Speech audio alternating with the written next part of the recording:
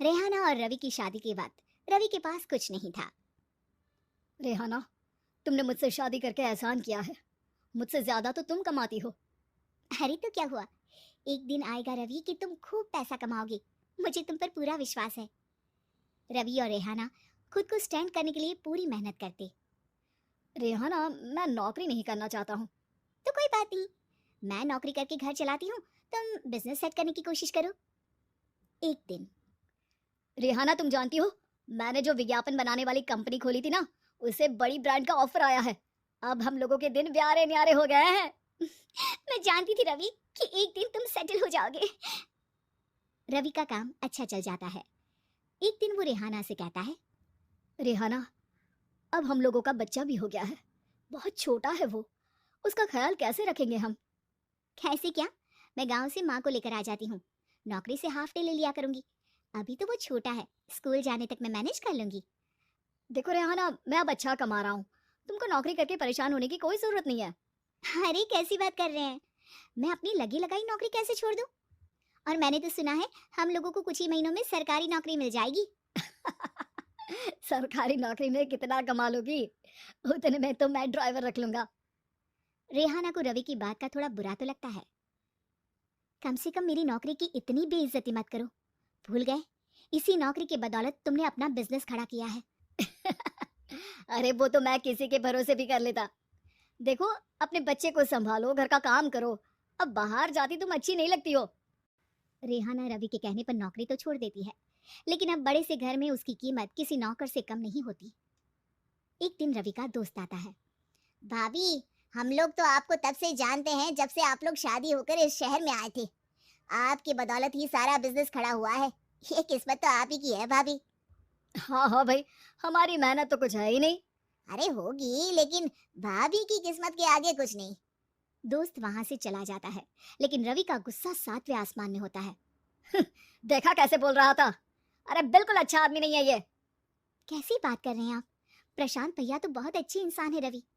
कैसे उन्होंने हमारे मुश्किल वक्त में हमारा साथ दिया था। अरे था पैसा तो साथ दिया, नहीं तो कौन पूछता है? रवि का व्यवहार पैसा आते ही अलग हो गया। वो बंदे को बंदा नहीं समझता। घमंड से घिरे रवि ने तो एक दिन हद ही कर दी। रेहाना, मैं अब तुम्हारे साथ नहीं रह सकता हूँ। क्या? क्या बकवास कर रहे हो रवि? क्या कहना चाहते हो? और क्यों नहीं रह सकते तुम मेरे साथ? देखो, मुझे कोई और पसंद है, और उसने साथ रहने पर बस यही शर्त रखी है कि मुझे तुम्हें तलाक देना होगा।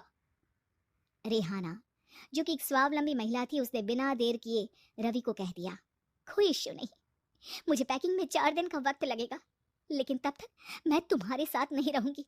4 दिन के लिए तुम कहीं और शिफ्ट हो जाओ, मैं घर से निकलूंगी तो बता दूंगी। रवि घर छोड़कर चला जाता है।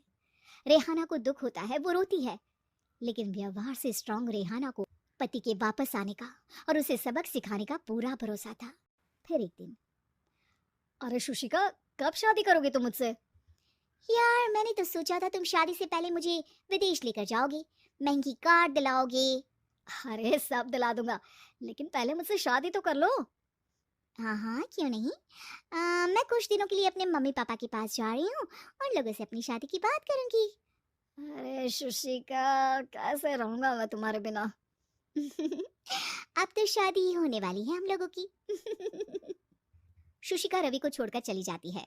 रवि घर आता है, जहाँ रेहाना को ना पाकर उसे सब अजीब लगता है। घर तो रेहाना के बिना कुछ नहीं है। बच्चे की याद भी आ रही है। चलो एक वीडियो कॉल कर लेता हूँ। रवि रेहाना को वीडियो कॉल करता है, लेकिन रेहाना फोन नहीं उठाती। रात को सोते वक्त मन कर रहा है मुन्ने को गले लगा लूं। चलो कोई ना, शुशिका से शादी के बाद मेरे और भी बच्चे होंगे। अगले दिन रवि ऑफिस जाता है, जहाँ टीना खड़ी होती है। सर, आपने अपने नए ऐड के लिए मॉडल की रिक्वायरमेंट डाली थी ना, मैं उसी के लिए आई हूँ। रवि टीना को देखकर खुश हो जाता है। अब शादी हो गई है तुम्हारी? नहीं सर, बस अच्छा सा हैंडसम और अमीर लड़का देख रहे हैं मेरे मम्मी पापा। रवि के दिमाग से तो टीना को देखकर शुशिका का ख्याल भी खत्म हो जाता है। अरे यार, ये लड़की मिल जाए, कितनी सुंदर है। शुशिका तो इसके आगे कुछ नहीं है। अब क्या तुम्हें ऐसा नहीं लगता कि मुझसे मिलकर तुम्हारी ये खोज खत्म हो गई है? आप ना, आप तो 2 बच्चों की पापा लग रहे हैं। अरे नहीं नहीं, मेरी शादी तो हुई थी, लेकिन बीवी को किसी और से प्यार था, मुझे छोड़कर चली गई। खैर, टीना की दोस्ती रवि से हो जाती है, लेकिन 1 महीने बाद शुशिका रवि के पास वापस आती है। मेरे मम्मी पापा तुमसे मिलना चाहते हैं, लेकिन उन लोगों को ये मत बताना कि तुम पहले से शादीशुदा हो, और हाँ, शादी से पहले अपनी सारी प्रॉपर्टी तुमको मेरे नाम करनी होगी। अरे पागल, अब मैं तुमसे शादी ही नहीं करना चाहता। भला ऐसी लालची औरत से कौन शादी करेगा? तभी वहां टीना आ जाती है। रवि, ये पागल सी औरत कौन है? देखो, तुमने ही कह दिया ना पागल, तो पागल ही है। पता नहीं कौन है, कह रही है शादी कर लो, लेकिन शादी से पहले अपनी सारी प्रॉपर्टी मेरे नाम कर दो। बोल तो सही रही है। वैसे तुम जानती हो, मेरी एक सहेली है, उसके पति ने उसे पैसा आते ही छोड़ दिया, जबकि उसको खड़ा करने वाली ही मेरी सहेली थी। और मुझे भी भरोसा नहीं है। अगर मैं भी तुमसे शादी करूंगी तो तभी, जब तुम मेरे नाम अपनी सारी प्रॉपर्टी कर दोगे। अरे हाँ हाँ, क्यों नहीं, बिल्कुल कर दूंगा। रवि और टीना की शादी की तारीख तय हो जाती है।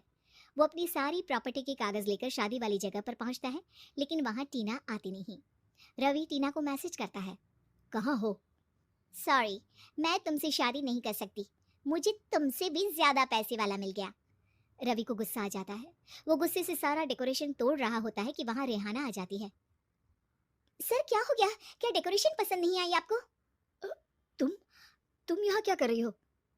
मैं यहाँ की डेकोरेटर हूँ। क्या आपको पसंद नहीं आई यहाँ की सजावट? रवि दौड़कर रेहाना के गले लग जाता है। मुझे माफ कर दो रेहाना। रवि रेहाना के गले लग जाता है और रेहाना टीना को थैंक्स का मैसेज करती है।